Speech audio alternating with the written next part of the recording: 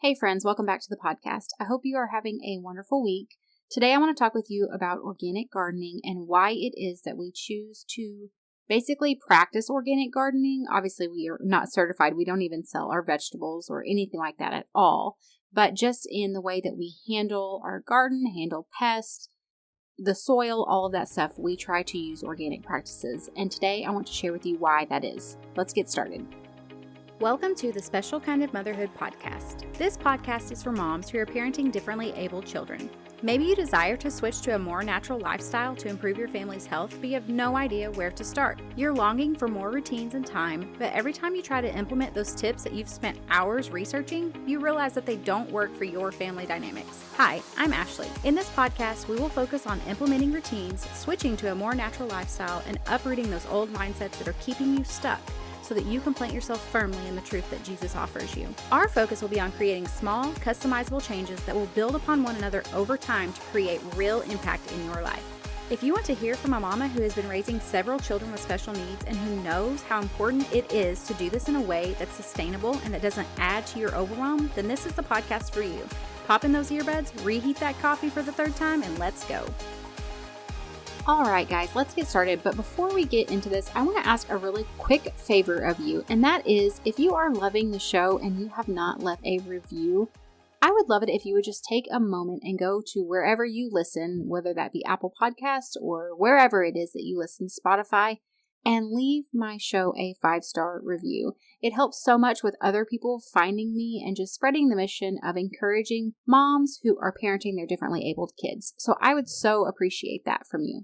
So this is going to be pretty short and simple, just very to the point. I'm just going to share a few different reasons why we have chosen to practice organic gardening and why it really is a priority and a value that I place on making sure that I am very wise and particular with the types of products that I use in and around my garden and even on my yard. Not just my garden, but also on my yard. I try to be very specific and particular about trying to avoid chemicals as much as possible.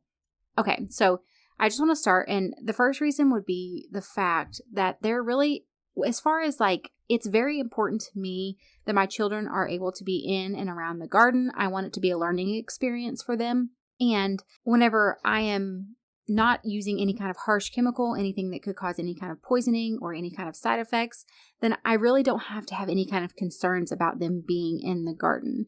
They can just come in and they can handle stuff, which sometimes they handle stuff that I don't want them to. Plants get ripped up. That's just part of gardening with kids. But I don't have to be concerned that they're going to get something on their hands, that if they put something in their mouth, that they're going to have some kind of chemical on that plant or on that vegetable or whatever it is.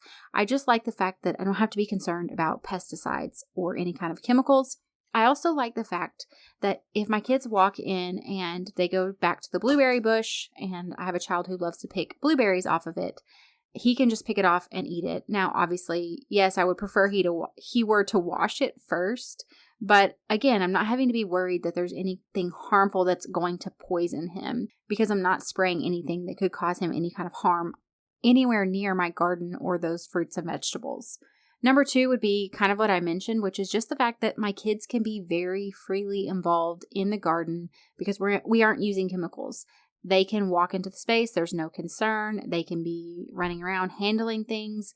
Again, I'm not having any kind of concerns about having to store these chemicals and am I going to have to keep them locked up because my children might potentially get into them, and my children are masters at getting into stuff. I don't want to have to worry about that. I don't want to have to stress about it. And so that is a huge bonus for me. It's just the fact that there's not any kind of stress or anxiety revolved around chemicals, poisoning, all of that. The fact that it can just be a place for my children to be active and involved without stress and strain. Obviously, yes, we are having to teach them boundaries around learning, that they can't just pull up plants, that they can't run through garden beds, that type of stuff. But that's different than being concerned about a child consuming some kind of chemical. And so I just love that it creates a lot more of a stress-free environment around the garden. I think for us and our family dynamics, that just works best. Again, like I've mentioned before, whenever you have children who might have some kind of sensory processing disorder, especially if they tend to put things in their mouth, that type of thing, which I do have that in my home, I I just don't want to have to worry about, oh no, they put a leaf in their mouth and I sprayed it with something a week ago. Do I need to call poison control now? That is not something I want to spend my time stressing about. And so avoiding those things works well for us and our family.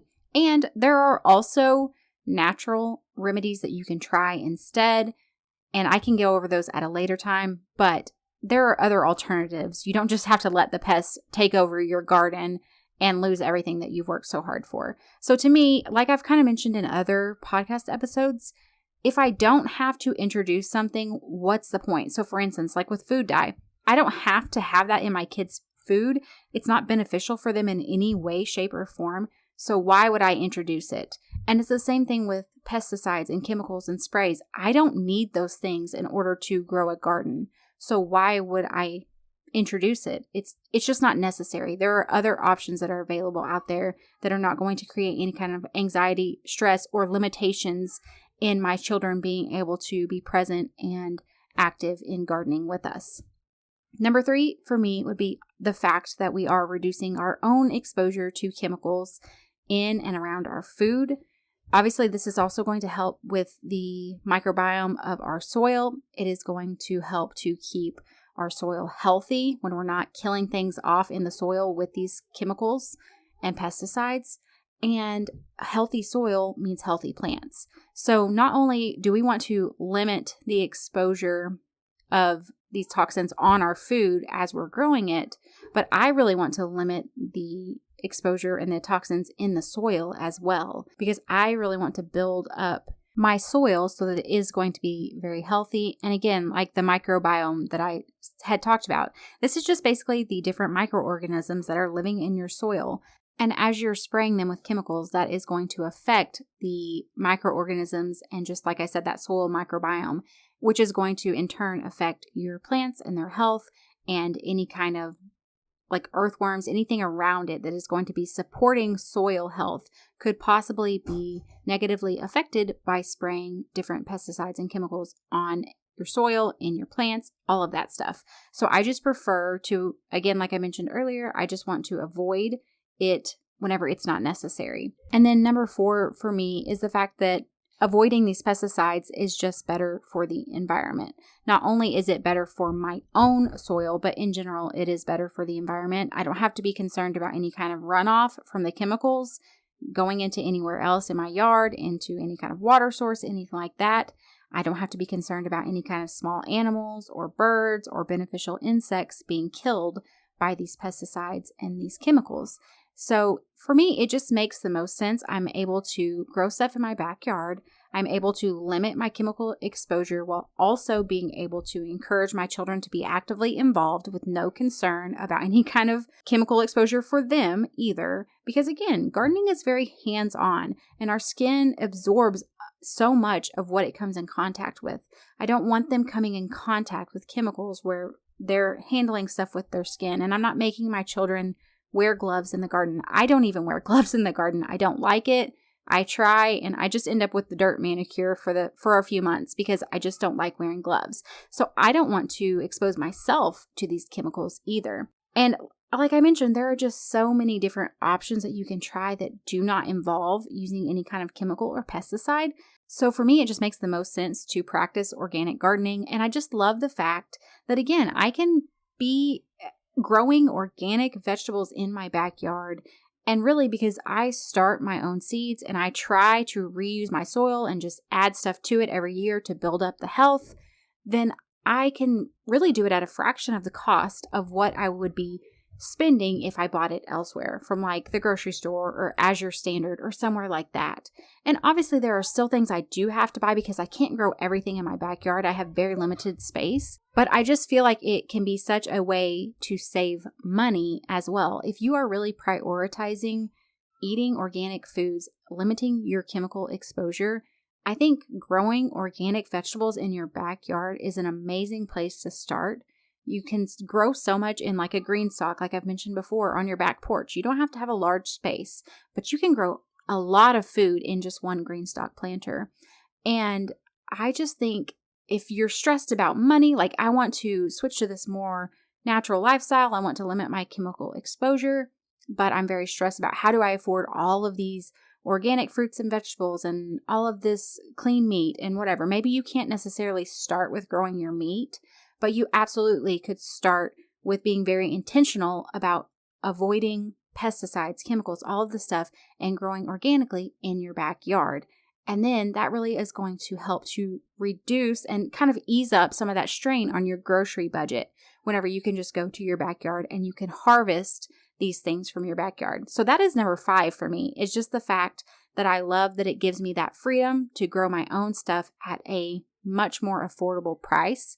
And I will say, yes, absolutely, when you're getting started, there is an investment up front. It is going to cost more to get started.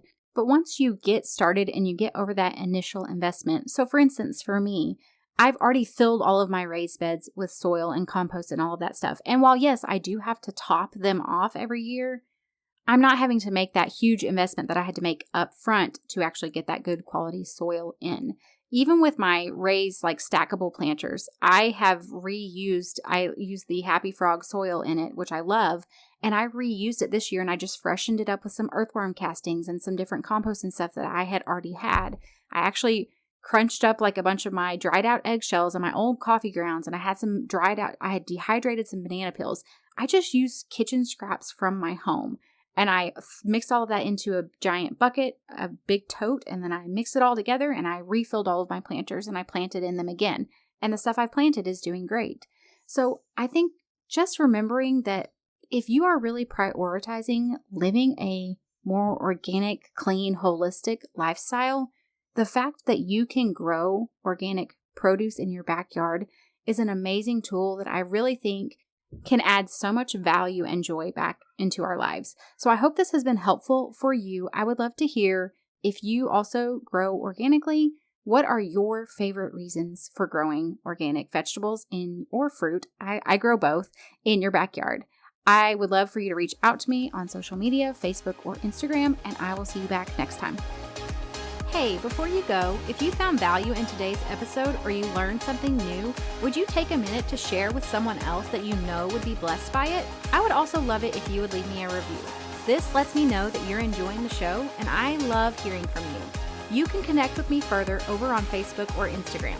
Until next time, rejoice in hope, be patient in tribulation, and be constantly in prayer. Romans 12:12.